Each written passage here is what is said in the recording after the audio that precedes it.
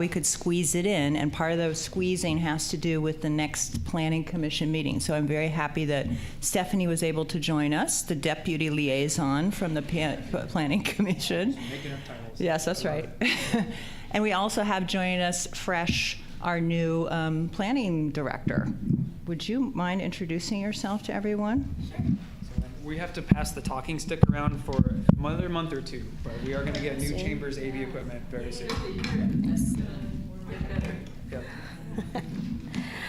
I'm Anna Jeanette. I've worked with Marianne. Most of you are new, except for Marianne and Stephanie and Brandon and the fine folks I met this morning.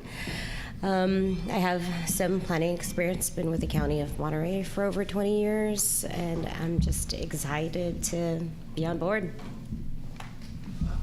Thanks.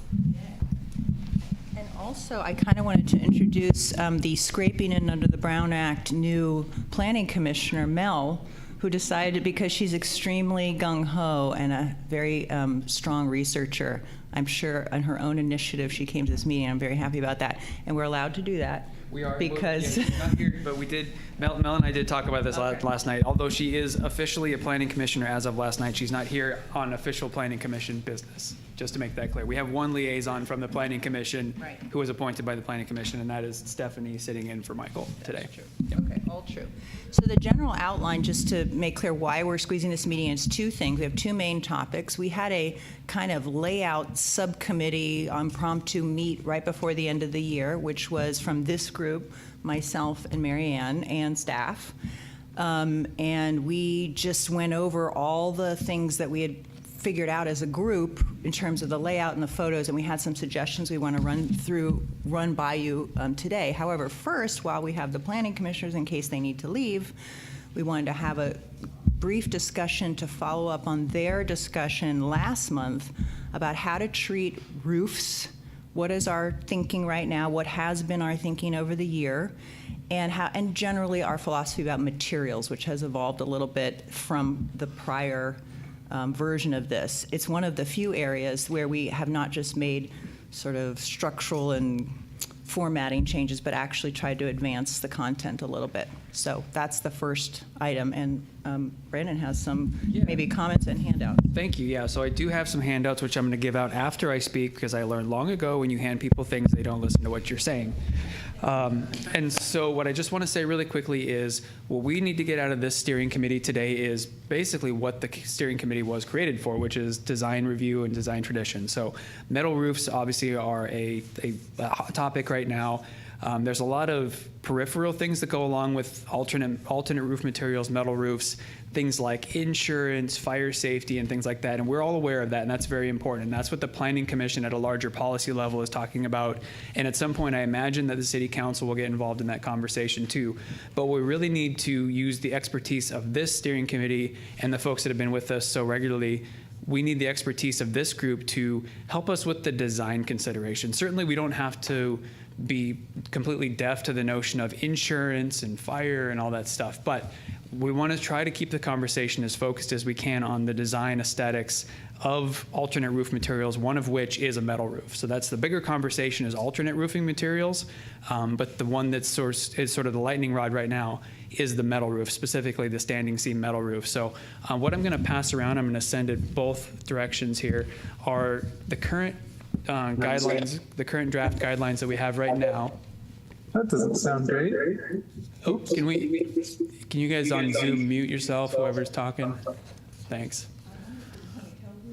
Yeah, it looks like we have Jason Redderer is the only community member, so Jason's on Zoom. So what I'm passing around right now are the existing draft guidelines that we've been working on in this room. These are the operative sections that exist right now in the guidelines with respect to roofs and roof design. You guys have enough, or do we need another one? Okay. With respect to roof and roof design, there's a couple other sections in the design guidelines that mention the word roof, but those are about like skylights and things like that. So these are the sections that are specific to how a roof is designed. The meatiest one, and what Victoria was alluding to, probably the most written part of this, and intentionally written part, is the first one at the top of the page, 4.3.1. That actually talks specifically about metal roofs and even gets into standing seam metal roofs. This was shared with the Planning Commission last month at their workshop on metal roofs, so they're aware of this draft language. And part of the reason, again, for having Stephanie here as the liaison to the Planning Commission is so that she, next week, when they have another policy conversation about roofing materials, alternate roofing materials, she can bring back what the consensus and thoughts were from this group on the overall design and aesthetic and how alternate roofing materials fit into that aesthetic of the village. So these are just meant to be informational, so we didn't have to dig through the entire packet of the draft design guidelines. We're not here necessarily to change any of this language. That may be something, like a suggestion that comes out of it, but these are just meant to be as guideposts for everyone, so you know what the current draft does with respect to roofing materials. How'd I do? Miss anything? Okay. All right. So I guess I'll hand it back over to you, Victoria, to kind of start to lead the conversation. And if you want to go how we've been doing, sometimes we've been starting with the steering committee and then going to the public, or maybe you want to go public and steering committee. That's certainly up to you. Thanks, Brandon. I did want to add, and I'll find it as we're talking, that there's another clump of principles that we've talked about, mostly under Section 4 or Goal 4, Purpose 4. I can't remember what we're talking. Tell me how we're calling them. It's been so long. And for the two planning commissioners, or the one planning commissioner and the resident, the big formatting change that we did make as a steering committee to recommend to the Planning Commission and the Council is to simplify and edit down to numberable principles so that you can find them. And also we have designed 6 sort of general categories, principles that we hope will be pursued by applicants. And one of those has to do with it's called Retain and Build Upon Carmel's Established Architectural Heritage, and there we have a discussion about authenticity of materials, natural materials, et cetera. So that is something that plays into the mention of the roof. So I just want to throw that out there. So there's a little more from 4 that's not only about roofs, but it guided our recommendation about the roofs. And I will just raise one other issue, which is that we have touched on making sure that the roofs, if they are metal, are strict about their materials and their detailing, but we have not gone into what that looks like. So in other words, Marianne has made comments, if I recall, over the year about proportion of the panel widths, about the type of seam, about the height of the seam, things that have to do with handcrafting a roof versus making it look like a product off the shelf, things like that. So we may want to end up saying more about that. I don't know. So what is the steering committee's pleasure? Would you rather hear from the public on this issue first, or do you want to have a discussion about? And also, I really want to hear from Stephanie. Actually, maybe that's how we start. Maybe Stephanie. I'm sorry to put you on the spot. Yeah, what are you dealing with? What are you seeing? How can we help you? Basically, make this responsive to what you guys need. And we already have our own ideas, as I said, about how to make it better for you. But what are you seeing? Yeah. Would you be okay if I make one more comment? Okay, thank you, sorry. I think it's important in these types of situations to all sort of start with, what are we trying to get out of this? You and I talk about this all the time in our AHA work as well, like what are we actually trying to get out of this? So what we as collectively as a big table here today, hopefully we'll get out of this, is a message that we can send back to the Planning Commission through Stephanie. So everything we say today, let's try to keep that in mind, that we can frame it in a way that's a message to send back to the Planning Commission. Is that okay with the steering committee to hear from Stephanie? So are you thinking this is going to be amended? Not necessarily. Potentially? Potentially. Maybe. Does the commission see No, policies? well, other than our meeting, and it was provided on the slideshow. I read this one too, Doug. That's what I was thinking. Yeah. It's just this top one. Yeah. I think for one more thing on your list, color ought to be discussed as well. That's on my list, too. Well, I think based on what's happened recently, and certainly at our last meeting where we had 3 or 4 applications for standing seam metal roofs, is the concern that, one is the concern that we're going to see metal roofs all over town. And obviously, the reason behind that is this, what I'm going to say is not necessarily true, that you have to have a standing seam metal roof to get fire insurance right now, which seems to be the big deal. We know Class A roofs, there are different materials that meet the Class A fire defense roofing, but it's stuck in everybody's mind that they have to have standing seam metal roofs. And so I think that's the number one thing I'd like you guys to consider and give us some feedback on is if you open the door to anybody can put on a metal roof, are you going to have just block after block eventually? And I think we are concerned that that could happen, and especially in the canyon and some of these other places where insurance is an issue. So that is probably the number one thing. In my mind, I also think that there are different ways of doing metal roofs other than standing seam metal roofs. And that has not really been ever proposed to us. I actually had a friend of mine after the last meeting send me a picture of her house in Minnesota that has some very pretty metal shingles. And in fact, I printed it out and I forgot to bring it with me because I wanted to share it with you. But I'd like feedback on that concept as well. You can look at some of this. This particular brand that she had was ED Company products, and they have a bunch of different types of metal roofing. What is that? I can try to pull it up here. ED Company? ED? Yeah, I'm sure there are, yeah. So that would be the second thing. And the third thing, as Doug mentioned, I think that the whole concept of color needs to be not only discussed, but I think you also really need to define what earth tones are as far as all of the guidelines when you come back with the final guidelines. The reason I say this is, we had this situation, and I wasn't at the November meeting, but there was a black roof.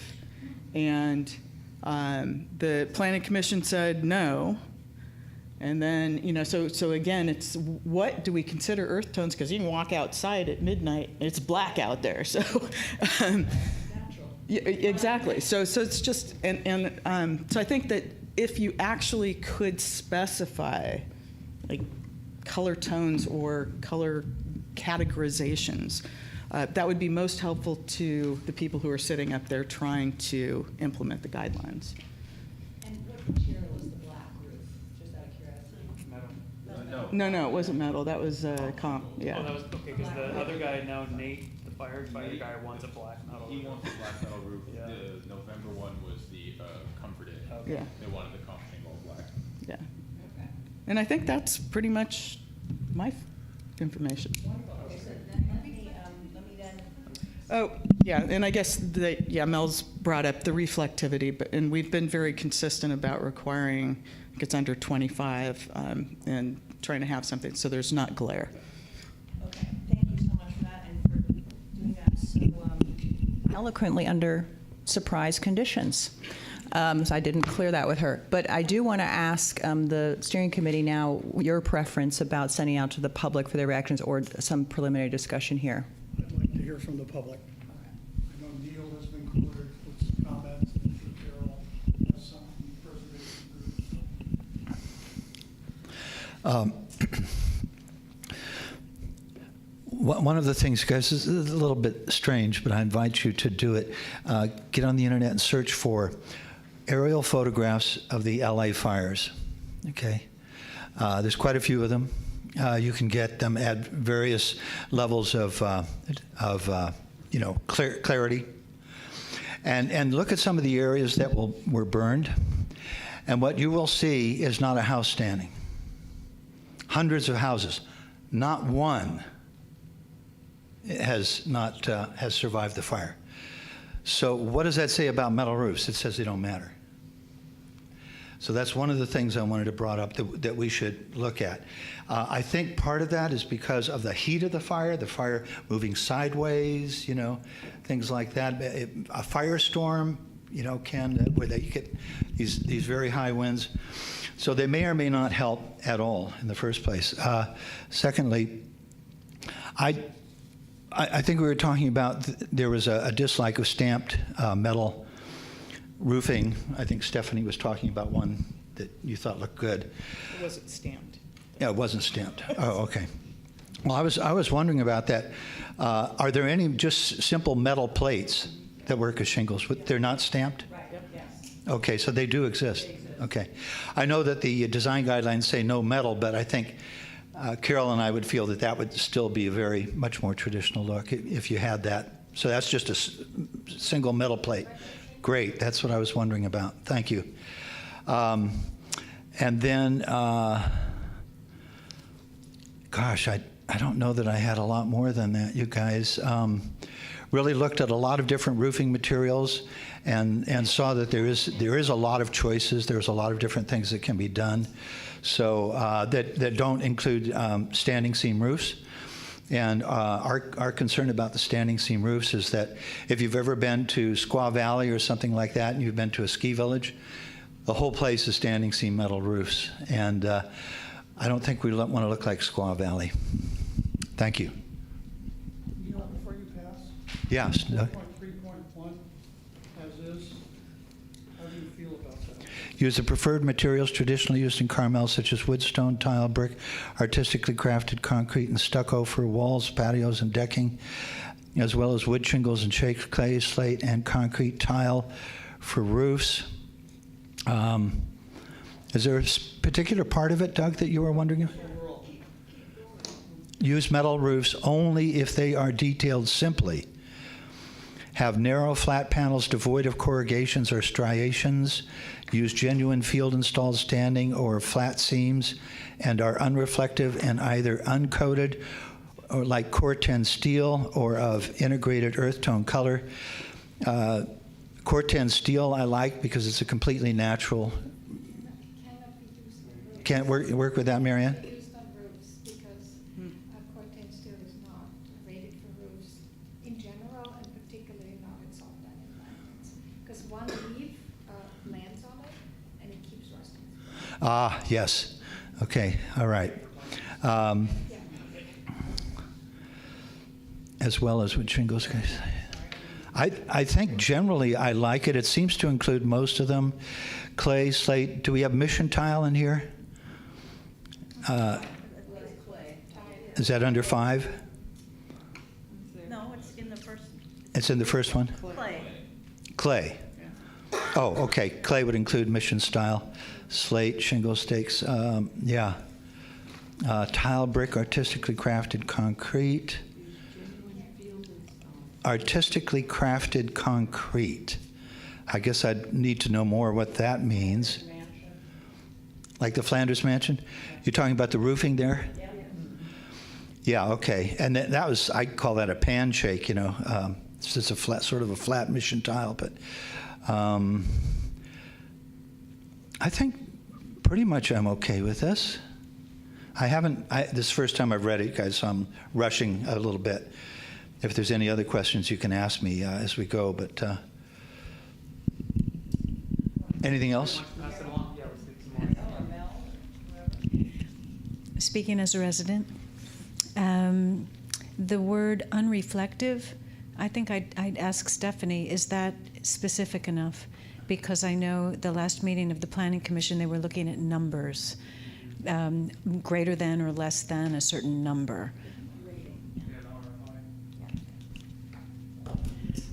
This last sentence, I'm still trying to figure out what it means. Use metal roofs only if they are detailed simply, have narrow, flat panels devoid of corrugations or striations, which means no standing seam, I assume. Use genuine field-installed standing or flat seams, so I'm confused by that, and are unreflective, that's fine, and either uncoated, like Corten, and you're saying that's not good, or of integrated earth tone colors, that's fine. But I think that last sentence needs to be reworked to be clearer exactly what that means. There is a metal roof that is individual tile metal roof at First and Dolores on the corner. It's not a particularly attractive house, and it has a very shallow roof, but it is metal. What am I trying to, shakes, you know, it's metal shakes or shingles, whatever you want to call it. And it's gray and it's nice looking. You know, it doesn't show up a lot, but it's on the northeast corner of First and Dolores. My only ask, as we're dealing with this topic, is the thought, actually, Marianne mentioned it a couple of nights ago, that Class A is not necessarily up to current snuff with regard to fire prevention, et cetera. So, and maybe that's a code level discussion, but I don't know if that has bearing on what's on this sheet as well. So just looking for clarification on what should be the current qualifications for roofing. Well, it also, unfortunately, comes down to economics too, in terms of insurance and all the other things that go along with that. I've got a house in the mountains, and I'm surrounded by Doug fir, anywhere from 24 inches to 36 inches around. In talking to Truckee, that's where it is, they have a yearly inspection of mandatory on lots and houses on fire protection. But one of the things Neil talked about it, none of those houses survived. And they said even if you have metal siding, it doesn't make any difference because the fire creates its own wind and it'll go flat. And so then it probably blow the windows out and still get in the house. So you're not even safe with that. So I think I've got dark green. It looks very nice. It's very simple, straight lines. So, Mayor, so a little bit more about the design, your thoughts about the design. So you think dark colors on metal roofs are okay? Yeah. Could I add one thing that be helpful as part of the discussion? I called up Matt Little at Carmel Insurance, and I said, I understand that we can still use cedar shake, fire treated, and meet Class A, and that it will be covered by insurance. He said, Neil, I could probably find you an insurance cover that would cover that if I looked, but he said probably a year from now they'd withdraw it. Wow. He said, I'm afraid we're getting to the point where any kind of wood shake is going to be a risk insurance-wise. Okay, so he was kind of looking at that whole thing, just not being there. So sad for me, by the way. Thank you. Hi. I'm Missy Jensen, and I have some things that I felt like haven't really come up, just to make some points. I also want to comment at the Planning Commission meeting, it seems 16 of 17 of the people who stood up to comment were in favor of metal seam roofs, and most of them, even more than half of them, were, I think, the premier architects in our area. So I am, I'm not sure I understand why people are so concerned about so many metal seam roofs when we have 3,000 houses in Carmel and only 4 requests in 2 months to have one. So I feel like a lot of this is such a severe overreaction, and if people are so, if many people obviously don't like metal, the look of metal roofs, and if that's true, then there are not going to be that many requested. But for those of us who would request one, because for another issue here is that, like, not all the structures of houses can hold tile or can hold slate or can hold all these heavy things, which I know my house can't hold. So we're at the point where we can't have wood anymore. So the restrictions, I mean, there are really very, very few choices.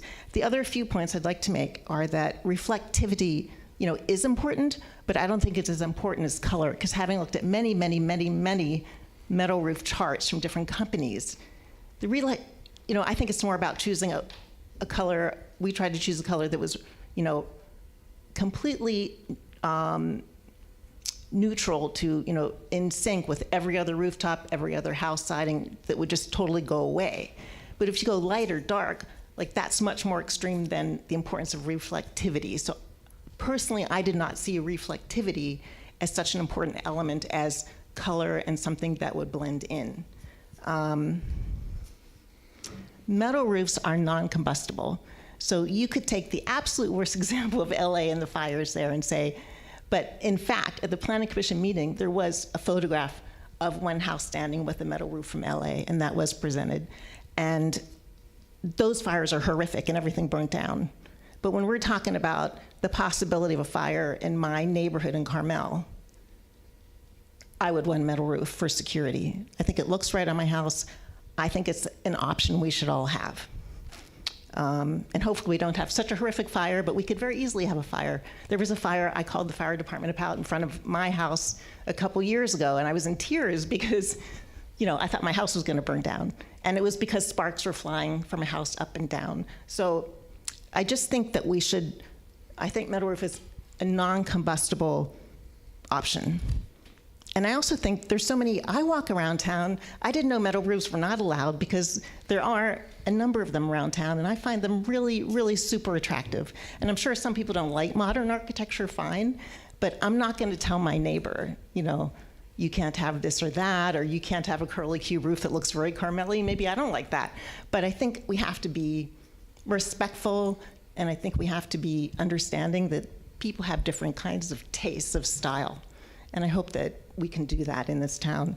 And last point I want to make is that I hear that people don't like all these vertical seams on the metal roofs.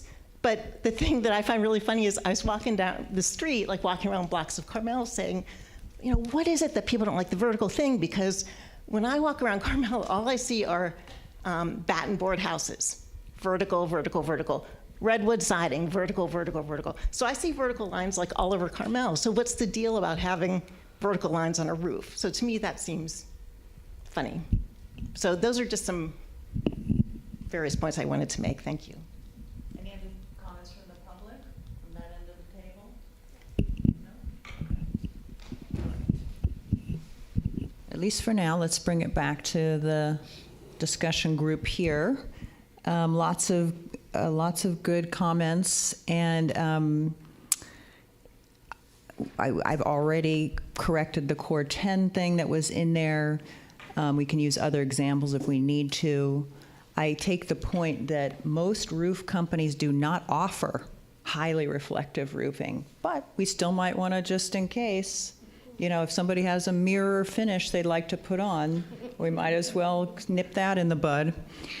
And I think, again, I just want to remind everyone, we are talking about this in the context of, and some of the new folks might not know this, the other thing we're developing is a preferred building material list. We are referring to that here in 4.3.1, but there will be a separate list. Doesn't mean you have to do it, but just if you do this, you're likely to be more in line. And that preferred material list includes these things. It sounds to me like what we need to do to address the variety thing, and then I'm going to open up to the rest of you, sorry, is to remind folks that there are multiple ways to get to non-wood, if that's what we have to do. So that's my just initial framing. Any other, who wants to dive in? Don. Oh, and just real quick, that shingles, so it's already been raised today. I think it was Stephanie who raised the other ways to use metal other than standing seam, which we have not considered that much in this group, and we might as well. So that's another topic I want to bring up for the rest of us here. Oh. I just want a little clarification about Core 10. I know Marianne mentioned it, but I didn't hear it. What is the reason for striking Core 10? It's actually not rated. It's not rated for roofs for any horizontal or surfaces above 60 degrees or something like that. Because when debris sits on a Core 10 roof, the moisture underneath it just keeps seeping through and keep rusting. And it's definitely anyway not rated for saltine environments. They had to tear down the whole stadium in Oahu because it was built out of Core 10, and it just doesn't hold up when there's any salt in here. Oh, interesting. Okay. I thought you were going to talk. No, you have nothing to say, Doug? Come on. Yeah, no, it's not. Walls are okay, though, it sounds like. We've got some walls going around town. because they're vertical? Still not recommended, salt. Like an accent wall, maybe. Yeah, okay. All right, so nobody from the steering committee has any thoughts? Okay.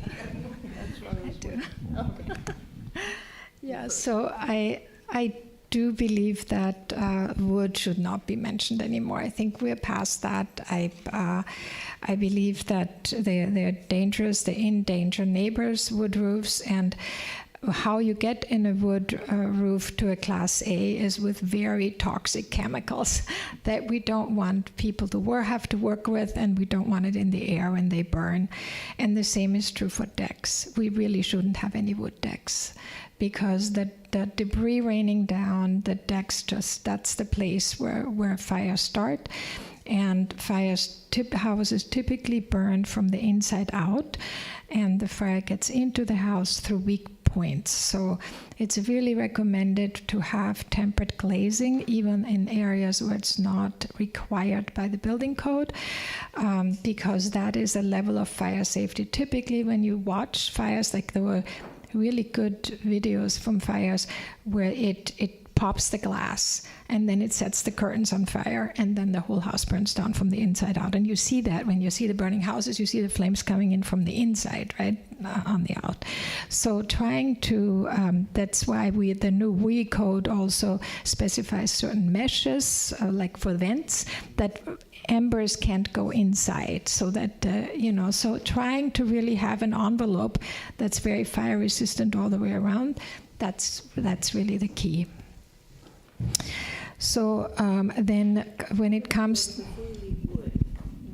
Pardon me? Before you leave the topic of wood, you've mentioned wood roofs and wood decks. How are you feeling about wood elsewhere, like vertical surfaces? Well, actually, in burn tests, wood timbers perform better than steel. So wood timbers are really good, and then WE code has the 3/4-inch siding is not allowed anymore, so you don't have to write it into the design guidelines, because you can't do that anyway per building code. So you need to go at least to 1 inch, and ideally even more, and then have fireproof plywood behind it, so get an assembly that is sort of fire resistant. When it comes to Class A, so that's a building code issue that has nothing to do with zoning or design guidelines, and I think we should leave that to the building code. I'm sure next code iteration that will be updated. Earth tones, yeah, I agree, wish that should be defined. Reflectivity, I don't know, is there a number for roofs? There is? Okay, all right. Now, I do want to address, so when we do even remodels now, you are required by state law to put solar on your roof, right? So solar panels are reflective, and they are not that attractive on houses that are very small scale, because the panels are very large. So I would definitely have you consider being able to go with a Tesla roof. It is way more attractive than a solar panel, and it's reflective. So I think that needs to be somehow resolved, because that, I think, is a much better solution. And then, however, if you use solar panel for your roofing material, it's okay for it to be reflective. If it's like a dual purpose. Dual purpose, yeah, something like that. I don't know how you would write it. They're not nearly as bad as some of the metal roofs. I thought code required us to allow solar roofs, period. Yes. Law. Yes, that's what you were saying. Oh, solar roofs. We don't have to, Solar roof. we have to allow solar panels, like we don't have to approve a solar roof. Oh, got it. Sorry, thanks.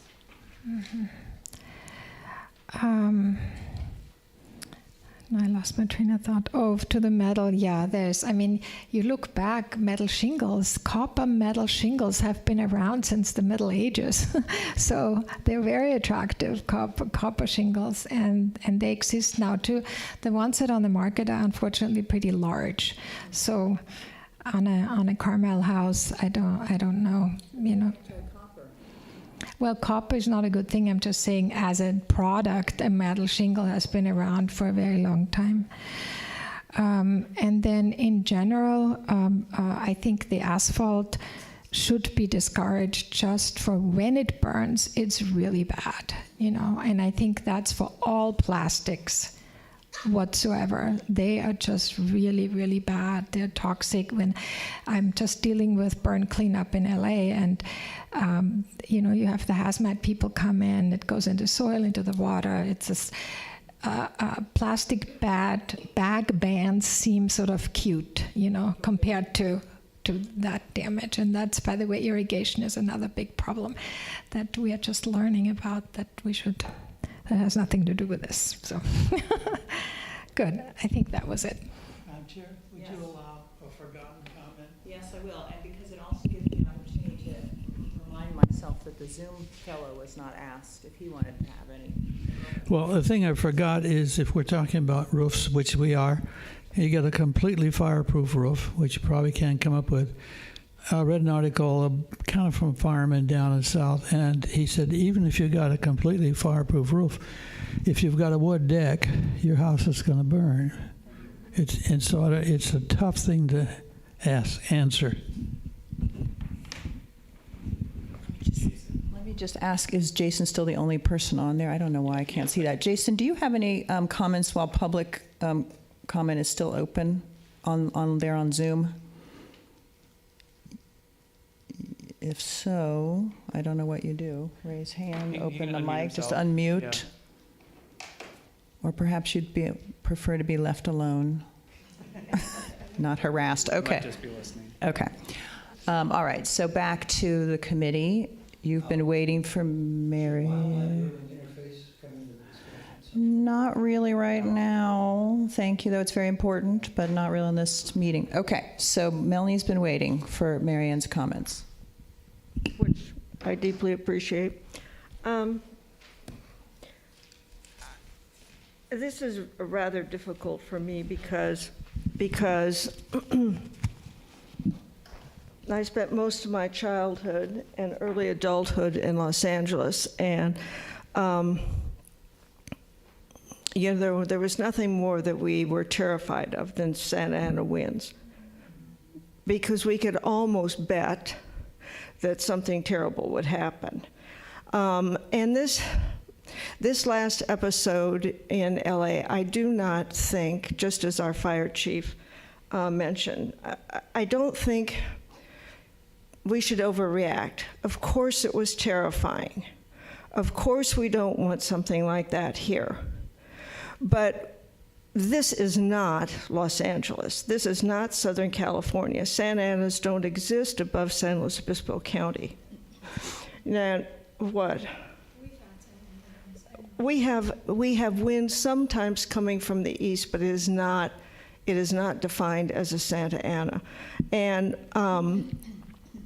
and so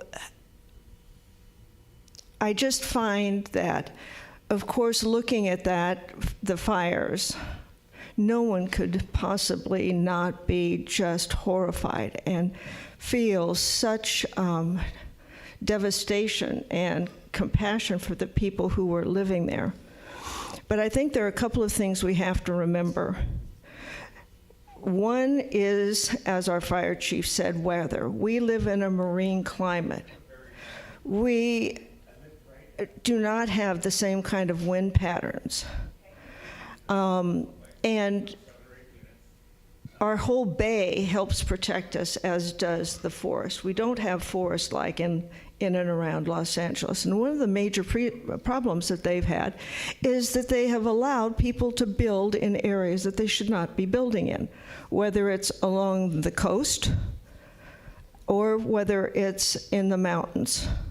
And just like with the Paradise Fire,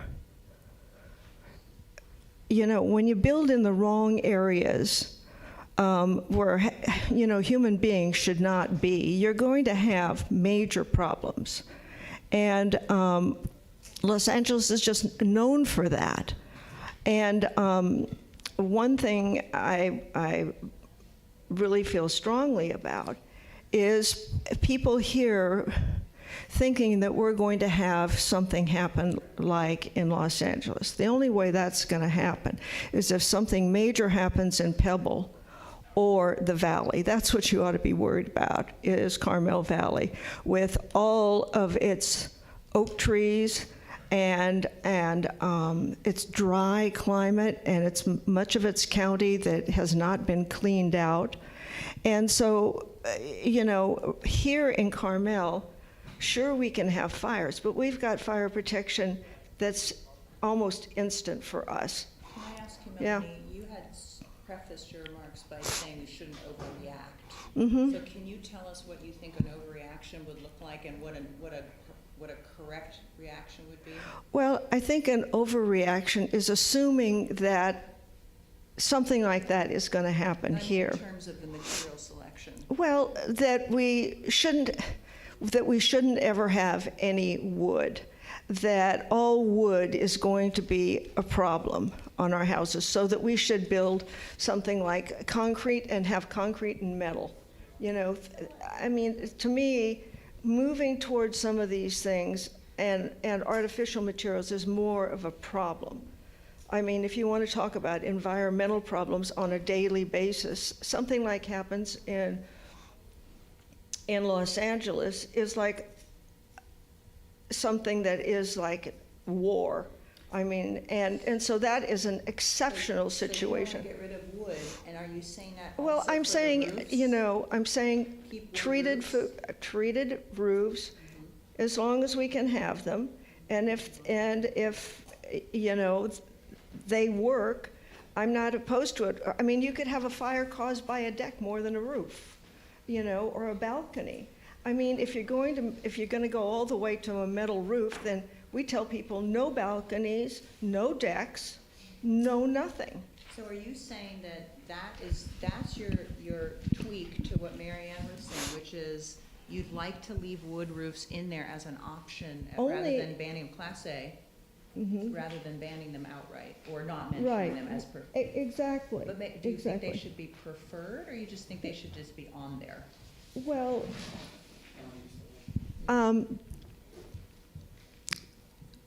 I think that there should be an option, but I don't think that they should be automatically taken out, because melting of anything, or all of these things have environmental negative factors. Mary Ann's mentioned some of them, and I think we have to pay attention to them. Like all plastics, I mean, even metal has issues. And my feeling is that we should not be so overly restrictive, and we should not react like, oh my gosh, we've got to just have our roofs all need to be metal because we're going to, you know, we're so susceptible to something terrible happening here, cataclysmic, and that's what happened there. I'm not saying all metal, so I just want to be clear Yeah. what I'm trying to say, which is beyond all the natural materials that we are recommending, which is a somewhat long list. Yeah. You want to make sure wood is in there, maybe not preferred, but just not disallowed. As long as it's treated and recognized in the industry as fireproof. Okay. Can we get some reactions to that from the other steering committee folks? Is that okay, Melanie? Yes, sure. I think the committee and the staff did a good job on 4.31, a few minor tweaks. I was put on this committee as the design review committee, design guidelines, not as the fire prevention committee, not as the earthquake preparation committee, as the design committee. This is Carmel. If people want to have a wood roof and they're self-insured or however they can get a permit, I don't think we're the ones to say you can't do that. It's like Missy said, we shouldn't preclude anybody from having an option. And wood is the predominant roofing material in this community. It may not be in the future, but I don't think we ought to eliminate it from the list. And what about the toxicity issue? I'm just reminding us of that being brought up. I mean, or the Class A requirement. Well, we let copper gutters have been going on. Yeah. Let me ask you, Mary Ann, Class A, if I was a billionaire or a 30 billionaire, if I wanted to not have insurance, or I wanted, and I don't have a mortgage, and I have a rolled cedar roof or whatever that wood is, can I put it on non-Class A and just take my costs? No, it's building code. Building code, yeah. And yeah. And we're in that zone. Yes, yeah, yeah, yes. Only part of the town, which, what part of the town is not in that? So the question was, if I was a multi-billionaire and I didn't want to buy a Class A roof material, would I be allowed to put it on my house? The partial answer is no. The building code and the fire code require Class A materials in certain fire hazard severity zones, specifically the high fire hazard severity zones. There is a good portion of our town, it's sort of a 7 shape. It goes along the northern border and the eastern border. As you might imagine, the 2 canyons we have, it's a 7 shape and it follows those 2 sides of town. That's the high fire hazard severity zone. You're required by law to have a Class A material on those. The rest of the city, you're not required by law yet. It's new to me. Yeah, I thought we had to have a Class A. everywhere in town. Marianne might know more on this one, but I can say for certainty that in the high fire hazard severity zone, you have to. Is it municipal code, state code? Building code. Building code and fire code, a state. Yep, that's right. Okay, so I think this is important to know whether when we say wood can stay in there as a possibility, whether we are implicitly endorsing a toxic material or not, or if we want to say something. Oh, you're going to look it up? Okay, we're going to get an answer in real time. Okay, so that let's I'm going to give it back to you, Doug, because I don't. No, that was it. That was your only comment. Leave it as a freedom as an option. No, of course, and I'm talking about roofs in particular. You want to leave it as an option for roofs. That's what I just want to clarify. Okay, Don, I'm passing it to you for your thoughts. Strong, quiet type. I'm waiting to see what kind of tweaks we would do to paragraph 4.3.1. I think it's a very good balance. Striking out Core-10, that's the only thing I've heard so far. I'm also. And pardon me? I also propose striking out wood. Oh, like wood entirely? For roofs only. Yeah, roofs and decks, yeah. What is the alternative for a deck? What other material would you use on a deck? On the deck, well, balconies, that's not allowed anymore by the WE code anyway, so that's not even an issue at the moment. So you cannot have these thin decks anymore, or small picket banisters like we have in town. That's just not for WE. You can't do it. Can't do that. Are we going to ban decks? And when you are on the deck on the ground, I think you should go to a patio when you are on the ground. Yeah. So what do you do when you're off the ground? Yeah. You can also do stone. You can cover. You have a stone patio instead of a wood deck. You can't have an elevated deck?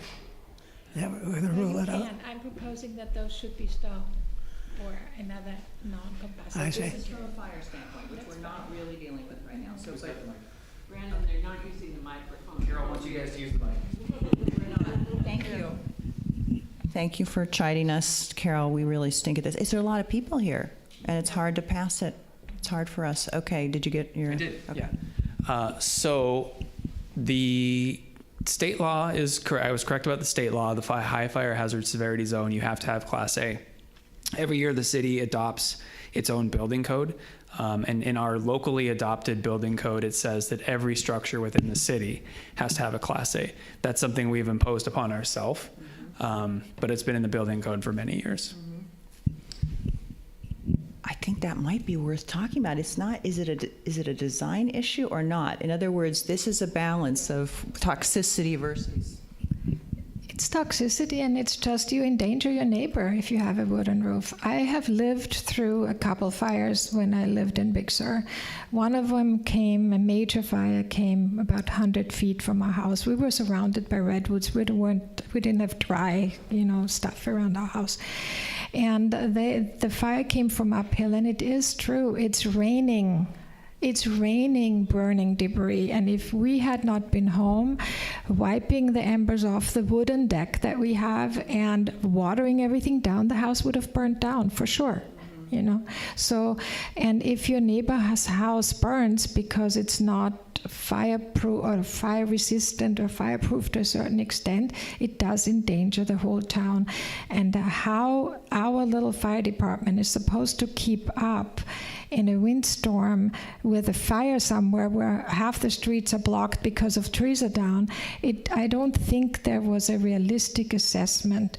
And the idea that we are not in a very dangerous, I think Carmel has just gotten lucky, that's all, you know. Since 1895. Yep, we've gotten very lucky, very lucky. Well, I don't think it's just luck. I think it's also. Don't get Carol mad at you. She wouldn't dare.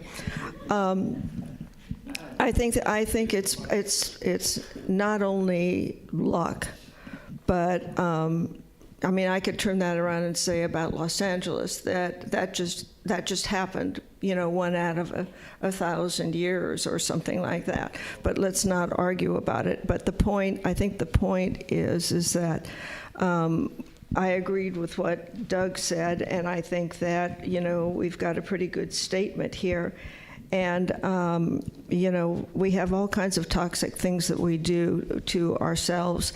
And I understand how you feel, Marianne. I feel the same way. But, you know, there's got to be some give someplace. And I think we, you know, have been as careful as we possibly can. And we've also had an incredible fire department with an incredible response time, which is why we're lucky. Let me see if I can get the lay of the land in the committee, because I have to say my mind is personally flipping back and forth. So we've got 2 votes so far for let's allow wood, which we now know from Brandon's research must be Class A, which means it must be toxic material, unfortunately. We have one person who has explained the opposite view, and that's putting you on the spot, Dawn, because I'm telling you I'm on the fence. So are you on the fence, or are you aligning yourself with Class A wood, or get that kind of either back burner it or don't recommend it or whatever? So what are your thoughts on that?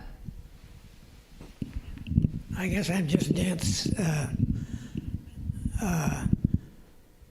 I'm concerned about all these issues. What is about Class A roofs that are toxic? You remember Sickens? You remember Sickens that we were allowed, that we used to use for treating wood? That was so great. And then it is so toxic that it's not allowed anymore, and you have a big fine if they find it on your truck. So it's much worse than Sickens, what they put on shingles in order to make them fireproof for up to 5 years. And then after that, you have to reapply it because that thing breaks down over UV. So you're exposing people and the environment to high toxins if you want to make a wood shingle fire resistant.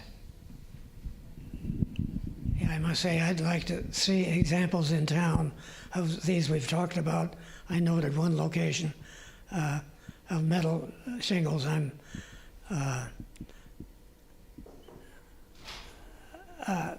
jumped to the conclusion perhaps that metal shingles are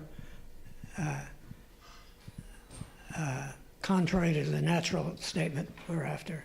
Well, it depends. It depends. So, okay, you didn't. You're on. Wait, you sidestepped the question. So, I'm asking which team you're on. Team Marianne, or Team Melanie and Doug about toxicity of wood roofs. Do you think we should allow wood roofs or encourage them, or we have to decide that? Let me ask it a different way, so it's not so teamy, and then people can hear too. Let me borrow the mic. Oh, that's right. I keep forgetting. So the question, not to draw lines in the sand, the question really, Dawn, to consider right at this moment is, we're kind of at this crossroads of, are wood roofs, if treated with chemicals, that's the only way you can make them a Class A. Wood roofs treated with chemicals, do we want to say that that's okay? Or do we want to say that, no, we don't want to have, recognizing the only way you can get a wooden roof on a house now is by treating with chemicals. Do we want to exclude wood out of a preferred design material because we know what we're doing is we're saying we want chemical treated wood on a house. Are we willing, another way to say that is it so important to us to have the aesthetic of wood that we're willing to compromise and allow for chemicals? Like that was sort of Melanie's point, was like sometimes we just have to be okay with it. So are we okay with the chemicals, or do we want to not have the chemicals? That's the question for you specifically. And I might actually do a little straw poll down with our public, just because. Let Don answer it first. Is Don ready to answer? Are you ready to answer? Well, I happen to have a shingle roof which has those chemicals, but it's long since lost its effectiveness. So I think, no, we should not allow wood-treated shingles. Okay, we're now at 2-2. Even though I'm not keeping score, but let's hear from the public a little bit and just see if there are strong views down at the end of the table. And Stephanie. Not Stephanie, because I want to hear what everybody else says. The chemicals concern me. They go into the soil. They soak into the soil. I got something way in the back of my mind about, maybe Marianne would know. We used to use Densdeck underlayment underneath wood shingles, and we got the fireproofing through the Densdeck, not through the wood material. Is that still doable? You can do that. It's just that the fire, when the roof is on fire, it leapfrogs, right? Yeah, it still go to. It still goes to but the neighbor's house. Yeah. Is that still a Class A roof though, with Yes. Densdeck underlayment? Interesting. Okay. But you So still in need that to case, treat there's it. no chemical treatment. No, you have to treat it. You have Even to. with the Densdeck? Oh, okay. Never mind. Okay, Missy. I'm like you, I'm torn. I think I look at the ocean and I see those chemicals going into my soil and right into the ocean. So I really hate that.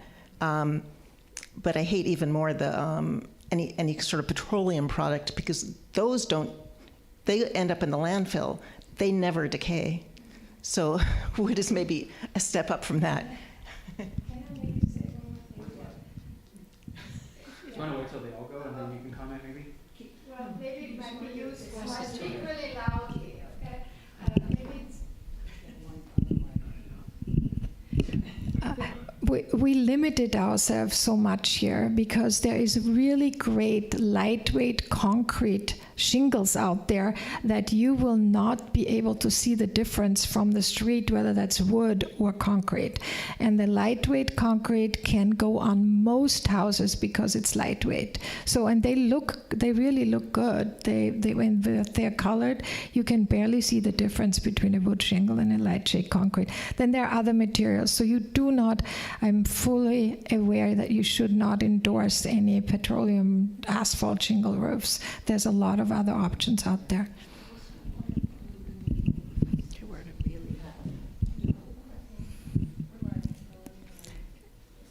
I have to start with a disclosure. My first job in high school was as a bench chemist with Celanese. And I've spent a good part of my professional life in the hard sciences, and I'm rather aware of what chemicals have done to this planet, and I would prefer to see us use less of that here. I think that one of the great things about Carmel-by-the-Sea is it's embracing a great historic tradition, as well as a forward-thinking embracing of modernity. And I would like to see a both and. I love the option of a lightweight concrete shingle, if something like that would work for some of the older structures that just can't handle the heavier things. I also love the idea that this committee and this town could actually kind of put a flag in the sand and say, you know, we're facing so many challenges that many other towns are facing, and we've made this difficult decision. You know, we want to protect our town, we want to protect our residents, we want to protect the investments of our property owners. And at the same time, we're really aware of so much scientific information that has been out there that tells us that some of these forever chemicals and these other chemicals, they're toxic to humans, to plants, to animals. So as a resident, my preference, even as a chemist, would be to say, you know, I would love to see if there's another solution, and if we have to put our shoulders back and say, we know this is a tough decision, but we really want to try to set an example for a way forward through these challenging decisions. Talking about wood, Mel, so would you sacrifice wood because of your chemical concerns? Meaning, would I want to change the code or the design guidelines to say that a wood shingle roof would not be allowed because it requires treatment? I might lean in that direction. Is that helpful? Yeah, it kind of breaks my heart, but because I think of wood shakes and shingles in Carmel is so important, especially, I mean, looking at what wonderful things we have with all the wood shakes and shingles. But I'm also an environmentalist, and I agree that the chemicals are not good.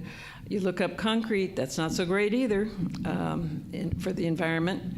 As a matter of fact, look up anything almost, and it's not so great for the environment. It's you know, so kind of. And I just saw the Kasner, you know, the Kasner truck pass by yesterday, and I thought, oh, what kinds of chemicals is he going to spray somewhere? And all the tree spraying and everything that we do in our environment that's harmful. Roundup is sold by the gallons at Home Depot. So yes, we can do what we can to help out, but we're not great. I just can't. I think that we should point out to people that we frown on shingles and shakes of wood because of this. If they still want to do it, I don't know that it's any worse than a lot of other things that we're doing. So what is your personal preference? I'm not asking you for your policy recommendations, actually. I think I would just say they were okay but discouraged because of this reason. I would have to support that we do not want wood on the roofs. We live in a very blessed place. We have clean water. We have clean air. And I am an environmentalist too. And now that we have this information, because of her sharing that with us, I think we need to pay attention to it. And here we see wood, wood, wood. I think we might need to take a look at that and strike that. And the idea of the lightweight concrete shingle sounds wonderful. Thank you, Nancy. Same boat. Ditto. Leave it at that. Thanks,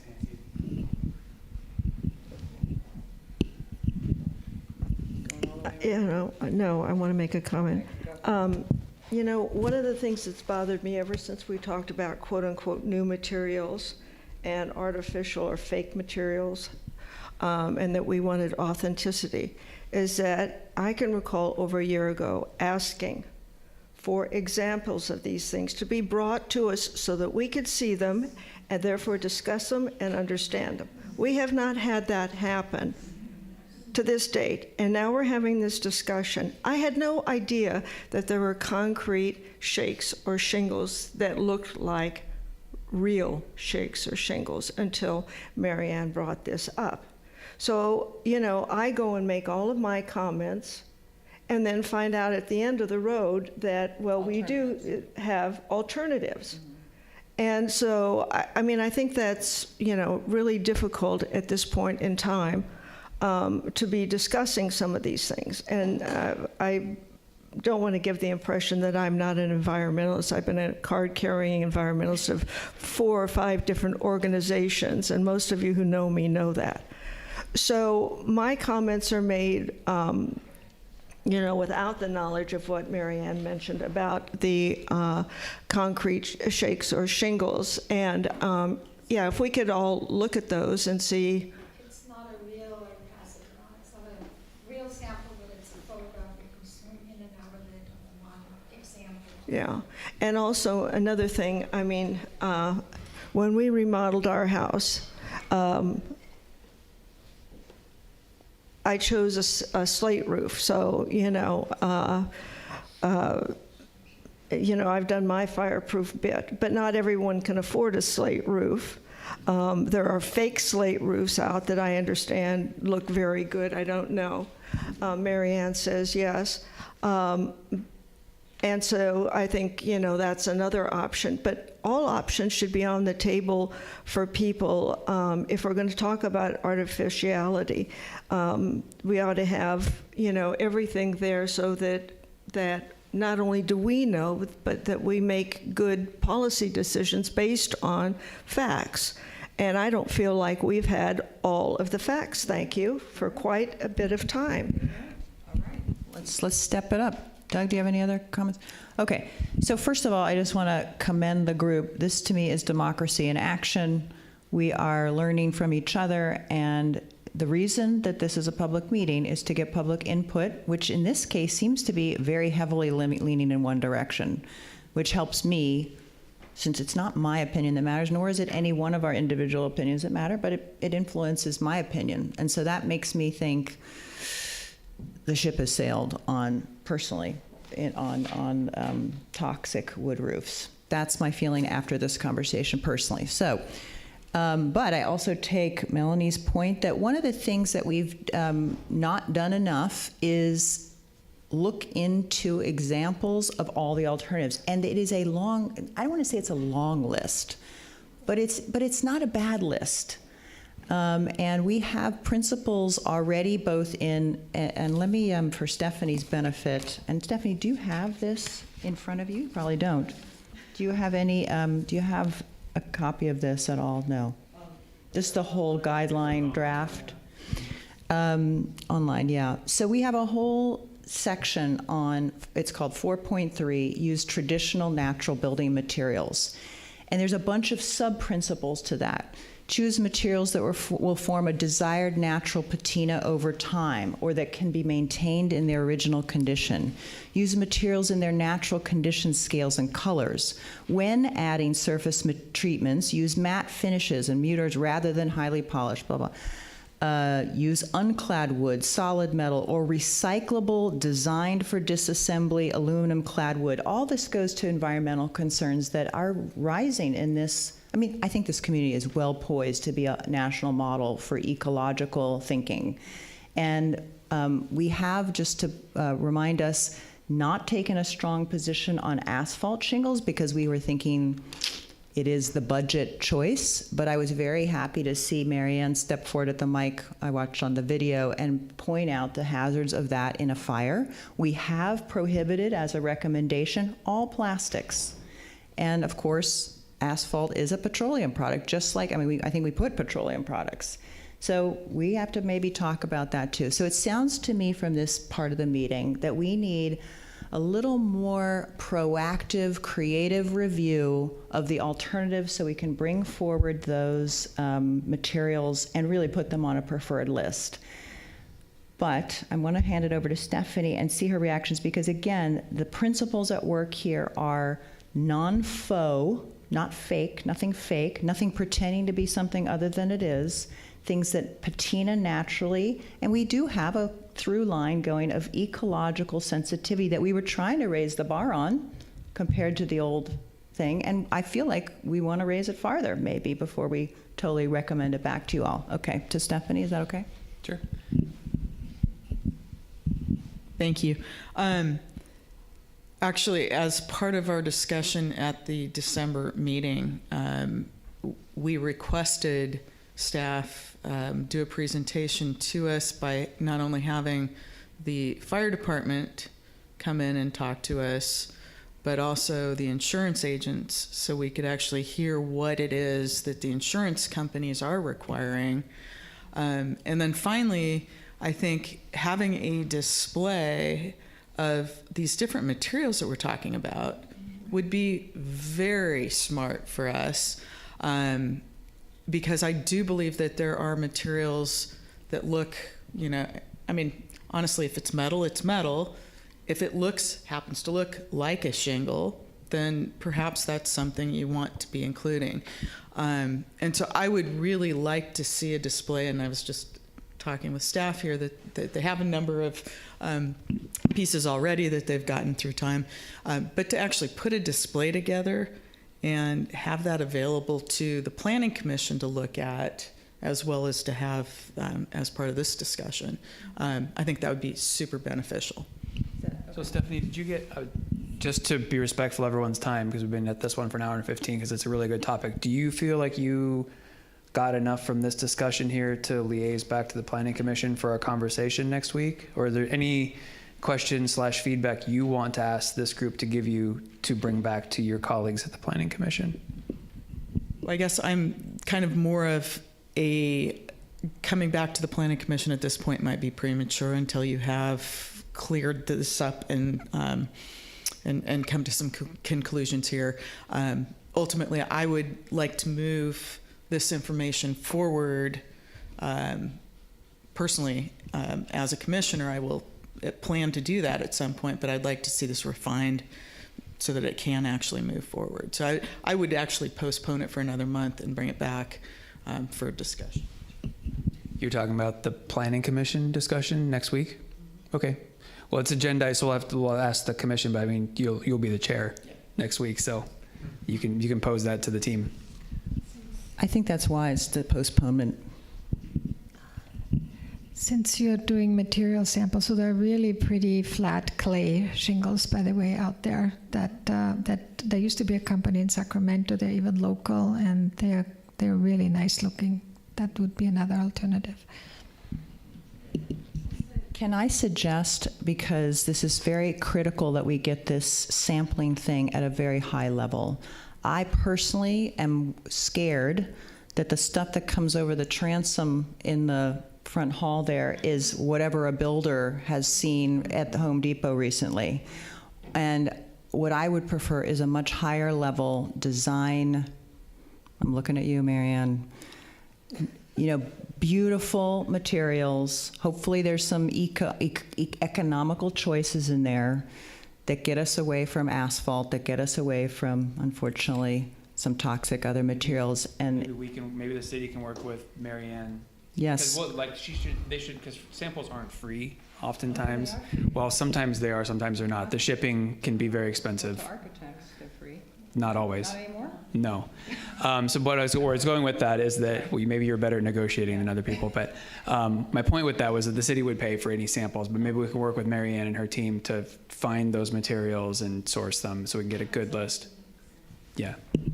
The more choices, the better. Yes, more choices, and again, keeping in mind that we have decided in this committee to at least try to find materials that do not falsely pretend to be other materials, that are beautiful in their own right, that don't have mechanical stamps on them that make repeating patterns and things like that. So when we talk about metal shingles, for example, and the old copper example, we're talking about just before they had the technology of making fake prints on them and stuff. So this has been a well-discussed topic over the year and a half.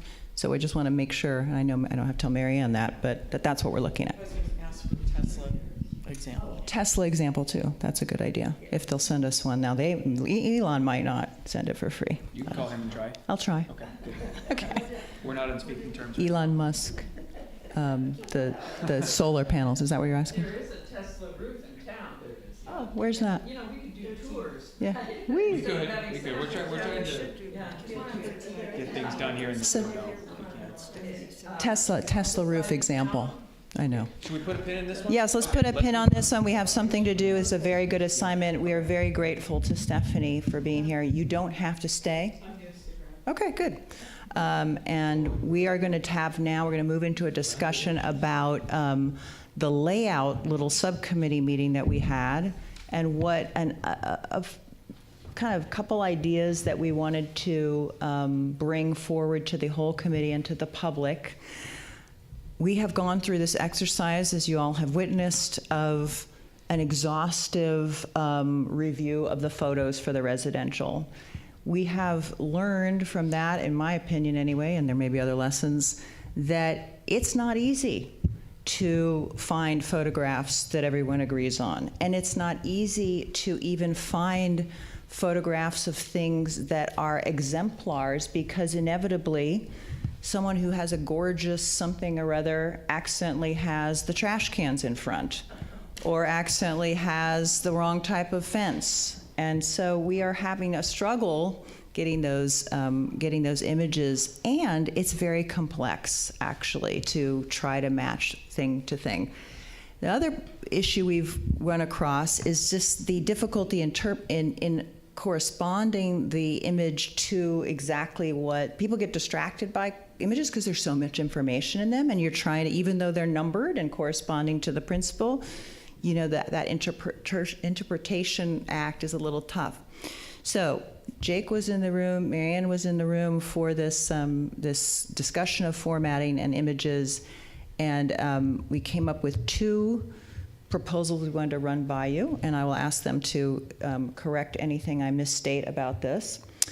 But in the other tradition that we decided on as a group, to not add words if we don't have to, and not add separate captions that can be misunderstood as more information or different information from what's in the principle, Jake had the brilliant idea, I thought, of saying, when we actually structure this document, it might look like the principle, like let's say 4.3.2, if it has an illustration, that illustration will be on top of the principle, as if it's a caption, so that you actually know, without even having to know the number, that this is a caption. And not only that, that there would be potentially, if necessary, a parenthetical remark, as seen above, as seen in the doorway above, as seen to the left-hand image on the window above, as seen on the shutters to the, you know, that type of thing. So we would integrate the caption into the principle, so that there's no confusion that the caption might be different than the principle, et cetera, and the correspondence. So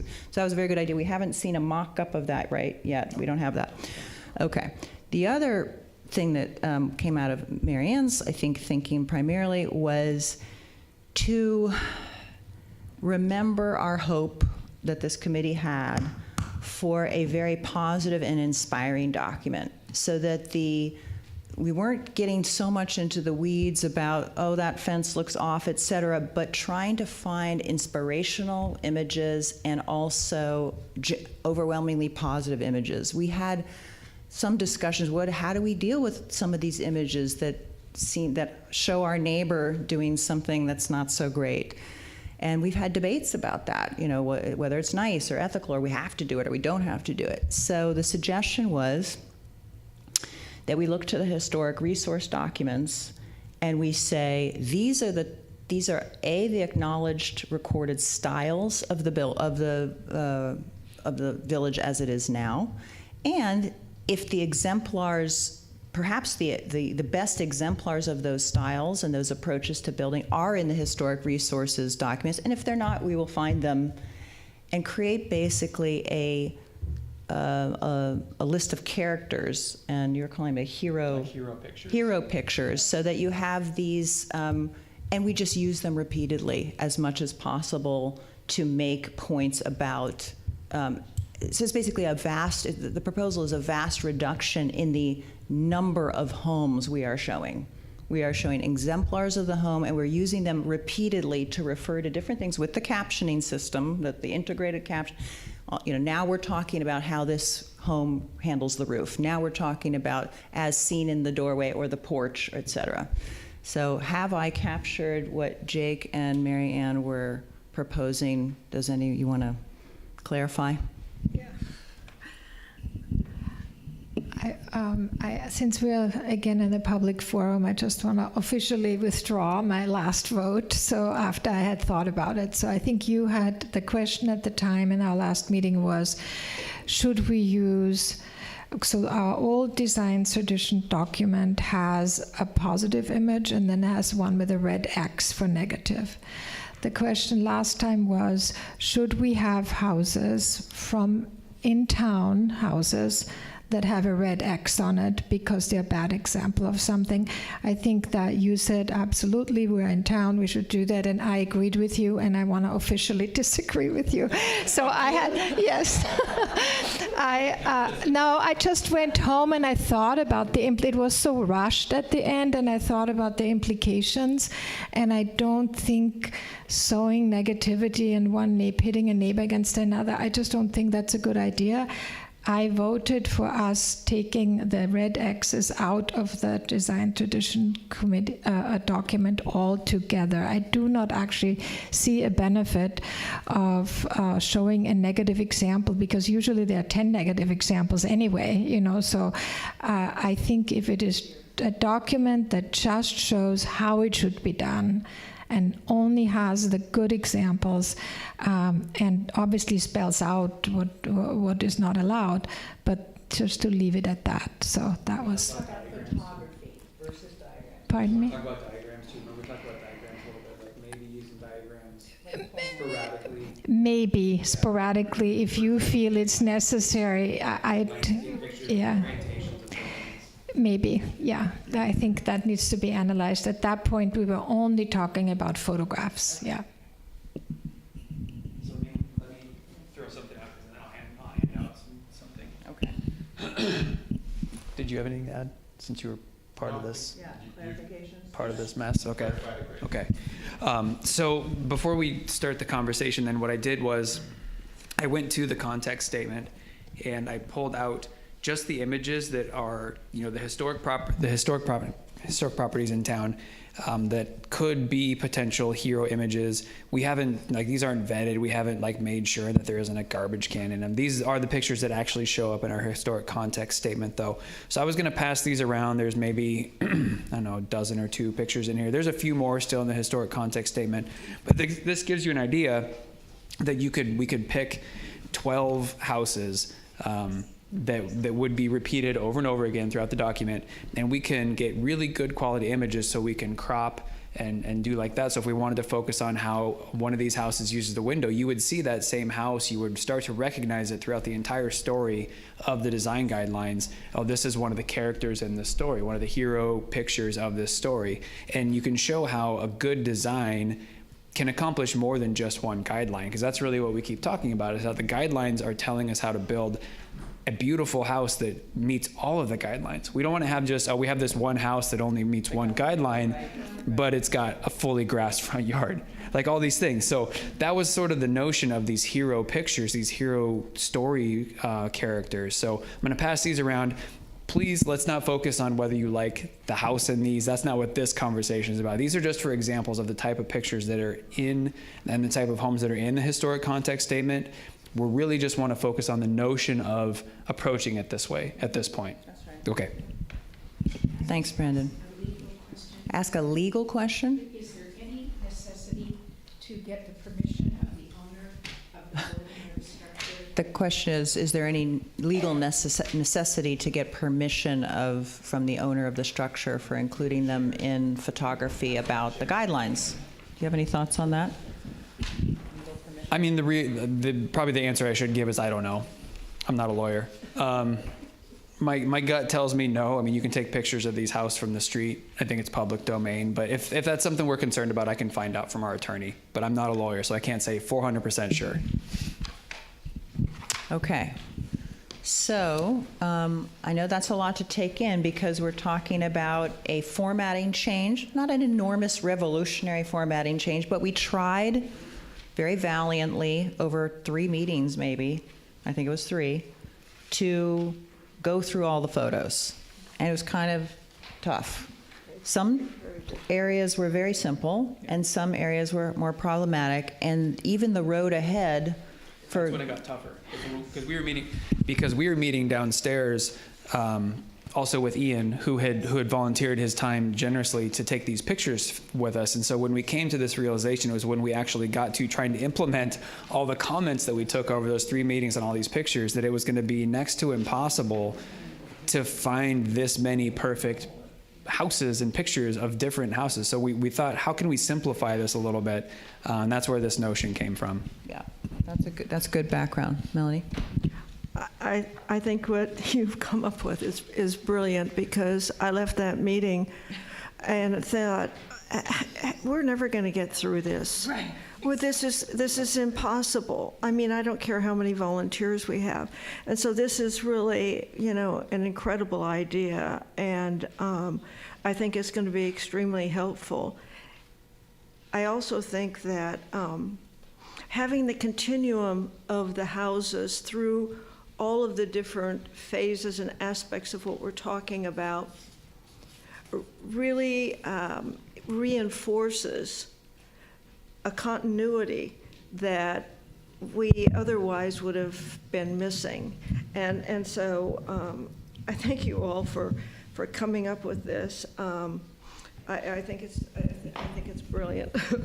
Okay, we'll take that win.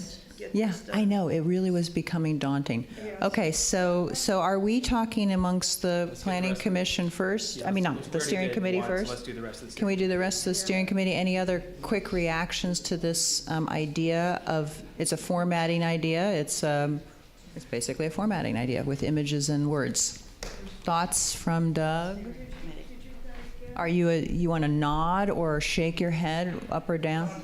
Contemplating, okay. Maybe Doug wants to hear from the public. Okay, and Don, do you have any reactions? Very lofty idea. I'm waiting to see how it works out in the end. So you meaning you're waiting to see, it's a good idea, lofty idea, good idea, you're waiting to see how it turns out, and you mean not in terms of the discussion, but in terms of a layout to just take a look at it? Okay. Do you think it's more, Don, do you think it's more lofty than where we were trying to go through and find all of these pictures? I think the idea of trying to be positive all the way through. Oh, it's the positivity part you think is too lofty. He likes the... Offensive is this last one here. What is that for? The last image he finds offensive. Okay, we're not supposed to be weighing in, but... Yeah, what is it? We're not showing any of these. It's a house that's in the historic context statement. It's a historic house. Let's not pick apart the pictures, please. We're going to spend a half an hour doing that. Sorry to dut everybody. Which is exactly why we're recommending going in this direction, is because when it's going to be a lot easier to find a dozen great shots than hundreds of great shots. And I recognize that I'm already having bad reactions to these, but that is not on the table. That is not on the table for right now. Hold on to that. Okay, so I'm going to send it to, Doug? So let's take the Henry Hill house. We would use different aspects of the house. We just wouldn't use the same photo. Correct. So there would be 6 pictures of. Yeah, that's a good way to clarify, right? We could end up with certainly multiple angles to show multiple aspects. You could show the same photo twice, but... Sherry's question, I think. Sherry's question, yeah. I'm going to walk around. But that's for sure. And if we did back, I think that is the concept, to like go onto someone's property and photograph it from the side and back. Then we might need permission, yeah. Or we need some great lenses, some telescopic. Okay, so I'm going to take it out to the public to hear their reactions to this idea. I applaud having it all be positive. That's so much of a better direction to go. And that there's a psychological element when you are seeing something. If you're showing something that's bad, it confuses the brain, and they need to see just how it should be, not how it shouldn't be. The second thing is to remember, this is going to be a long-standing document. So you want to do it slowly and carefully and do it well and correct. And so I think the time that we're investing in defining, all these extra small points that we need to take care of is very valuable. So. I like the concept as well. I think any one of us could think of our house and how it might be X'd out for a given item. And, and I'm not going to say anything about the choice of houses, but I think that the concept of making it simple and positive is excellent. Thank you. I love the concept. I think it speaks to the nature of the village and the character of the village. On the idea about the green check and the red X, I'm a visual person. I perhaps when you get into your areas for your preferred materials, perhaps, I'm looking right now at 442 in a draft document that I found online for you folks, page 27. It helps me to understand what you're talking about. As I look at those, they're close-ups. When you're talking about the different walls and use manufactured materials, natural principles, that's a little abstract. But when I look at the pictures, it helps me. So, my two pennies. Generally in favor. For some reason, in the back of my mind, it's in doing different kinds of guidelines and stuff, I have found negative examples were the only way to make clear what was wrong. And so I'm wondering if there wouldn't be a few cases, maybe 1, 2, or 3, instead of a regular repeating, X, red X, just a note that say, just to clarify what is not okay. I don't know if that'll come up or not. Anyway, I'd like the positive approach. Can I ask Nancy's thoughts and then back to you, Stephanie? I want your reactions. Unless you have to have thoughts, Nancy.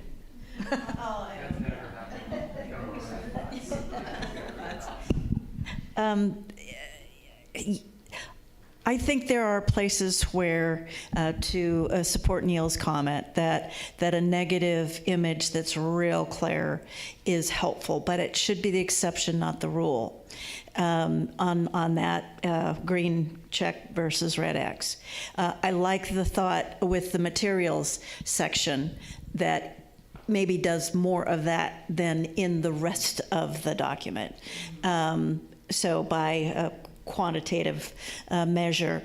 I guess the other thought, again, which is not on the table, looking at these images, I think we're missing some newer approaches. And I know this is a historical context statement, but I think we're missing some newer approaches. So I'm worried about the gap that might not be represented in this historic context statement. So. For one of it, if we do the hero picture concept, find A more something that's more current, fits that bill. yes. Not modern style. Right. Built in. Yeah. Yes, exactly. Yeah. And I'm going to echo that. Thank you for pulling that up, because that was my take on this. Is first of all, there's a lot of single story or just one story with a garage underneath. And what we deal with today are people maxing out square footage. And so I think you need to have examples of that. And I would agree that there are times when having this is what you don't want would be helpful to the people who are actually trying to implement the guidelines. So I think that would be helpful. But yeah, I think you need to look at what we're looking at in terms of buildings today and what they look like would be part of this. Okay. Should I bring it back to the steering committee for some thoughts on basically next steps for this? This is a little shorter than I thought it was going to be, which is good, of course. I'm not drawing it out. But, there's a broad consensus that this is a good direction to try next. I'm also, just to recap, finding that Marianne, you have said things, since this was your idea, you've said things along these lines in the past, and when we weren't on this topic, that we do need to show people how to do this now. So even that maybe we would make an exception from the historic context group to find 1 or 2 other pictures that are bigger and more recently built. I would like to know what you think about that. And then we're saying materials is kind of an exception potentially. It's not a house, not a picture of a house. It's just, what are you talking about? Could you please be clear? And possibly, I don't know if we need to extend that thought that came from the end of the table to diagrams, and I just want to be clear on that, what our thoughts are on that. Diagrams that show layouts on sites. We had previously put that in a different different category. So is that the same as materials in the sense of, okay to put an X, don't put your building too close to a neighbor, show us what that looks like versus the better way to arrange something on the lot. And then I think the gray area might be, are there any other places where it's okay to go negative? Are we saying not in photography? Should we sketch that? That kind of thing, that might be. So I want to hear Marianne's reactions in particular from the committee and everyone else's too on those sort of times when we go away from the historic context statement. The historic context statement and the use of it may have been a little bit misunderstood when we had our committee. I think the historic context statement tells us what kind of different styles are present in the village. So I think to use craftsman style, to use a modern house, a house that was built in a craftsman style 2 years ago would actually be a much better idea than using the one that's in the context statement. And I do think what has come up with doing the modern house discussion, but what we haven't really addressed is that what would be very interesting to know is in what proportion, when you look at a whole town, it's the mix that makes the town. So currently, what is the proportion of each one of those styles in town? And I think it's really important that not one style gets blown out of proportion. Like there was a statement about all these white houses with the black windows, which is in itself, they are very attractive, but when you have a whole block of them, they are not. And so I think that would be a good tool for the Planning Commission if we actually had a statistic on that, because when you say, why my neighbor had a white house with a black trim, why can't I have a house with a black trim? Well, because your neighbor has a house with a black trim, that's why. So but it needs to be codified in a way that people before they start planning have that information. I've never heard that in this room before, this idea of what do you call a statistical map, style map. I think it's worth bringing up. But did I capture the rest of it accurately? And Marianne, did you have thoughts about making exceptions for X's on things that aren't whole buildings, or just maybe elements of buildings, maybe the diagrams, maybe the materials? Are you okay with that in your concept? I think materials are evolving so fast that, and if this is a document that should last a long time, I don't see the use of X'd out materials because they're going to maybe not be available tomorrow again anyway.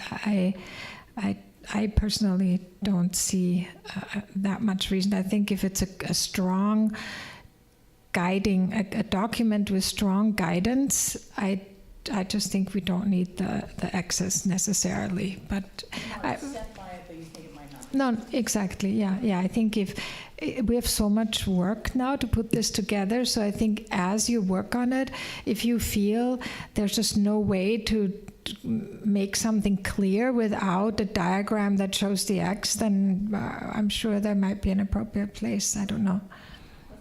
Rest of the committee, Don, your thoughts on where we're going with the positive examples so far? From what you've heard there, any exceptions for negative X's in your mind?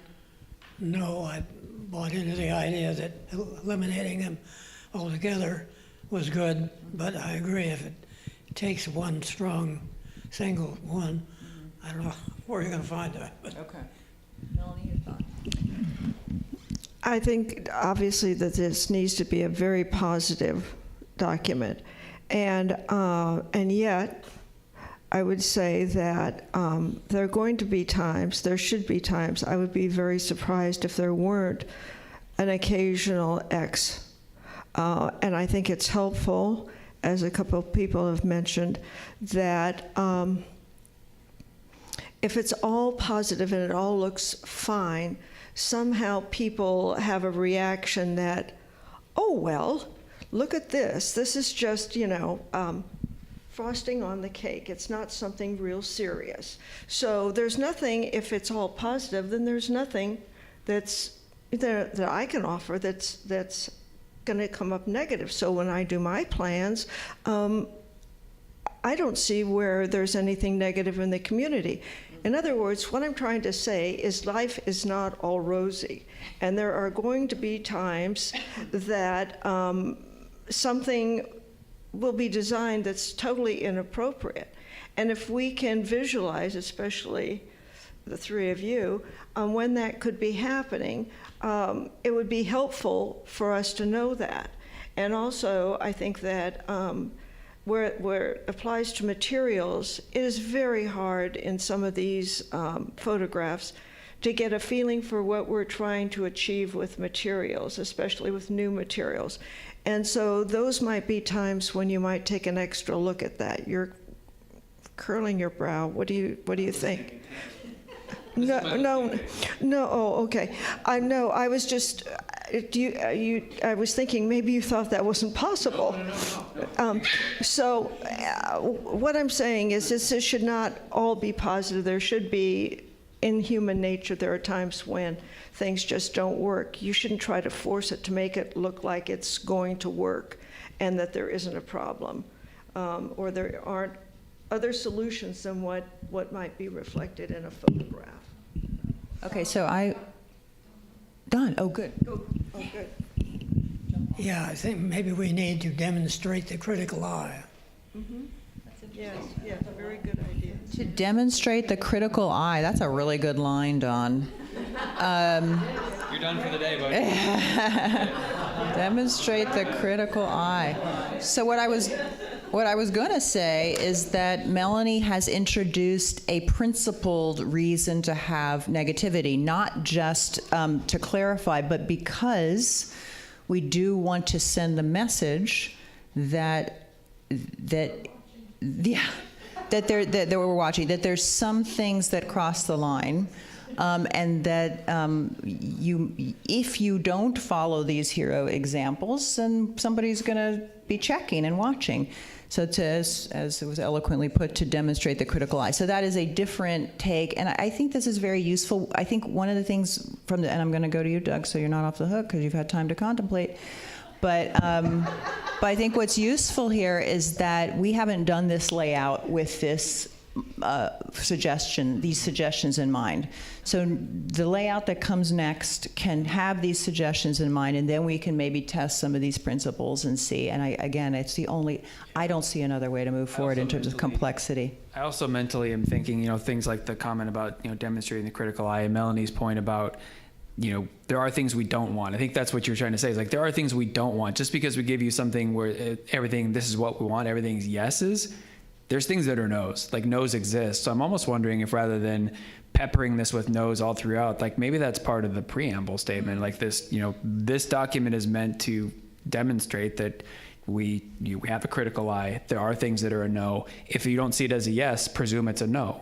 Yeah. Like maybe it's easier to do that in one broad statement at the beginning rather than trying to pepper it and not have it in some places and have it in others. So something to consider. Okay. Well, again, I think everybody's hearing this as we go for the next round of a slightly different layout, and we will come back and test these ideas. But Doug, your thoughts now.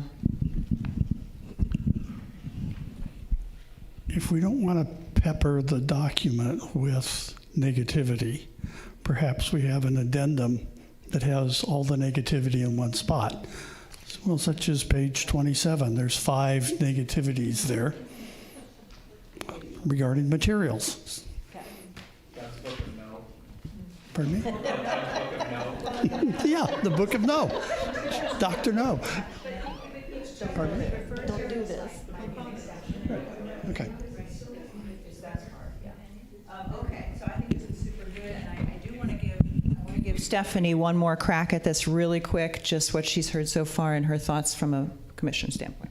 Well, I'm going to echo my new commissioner here, but she's not here as a commissioner, which was the reference in the chapter. So if you did an addendum that had the no's, reference what portion of the no chapter to look at. And I think that would be a great idea, because everything's saying, yes, there are people who are going to find a way to do something that we really don't want. And if you don't say what those things are, then it's much more difficult for your planning commission to say you can't do this, and then we get questioned about why we did it. So, yeah, specific, please. Okay, this has been a really great discussion, I think. And I also think, and we're going to let you out 14 minutes early, I think, unless there are any last thoughts, because I do think we're launching into a slightly different version here, and we just really need to see it. Yeah. It was only, sadly, and all that work, I mean, to try it this way, which is the way we all thought it was going. I don't want to say it was in vain, but I mean, we learned that we needed to go a new direction. We have to learn it again. We have to try it again and see if it's really good or not. I think we inherited a lot from Norrie Winter and his project from 20 years ago, and that included the checks and the X's. And as we have matured and matriculated as a group, I think we have come to our own standard of what we want and sort of left Norrie's proposal in the background.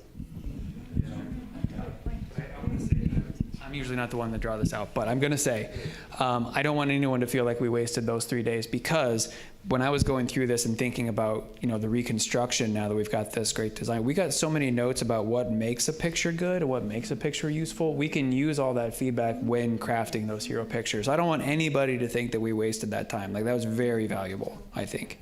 Oh no, good lessons learned. It's just that the only pitch I'm making is that we have to see it again before we decide. Yeah. Okay.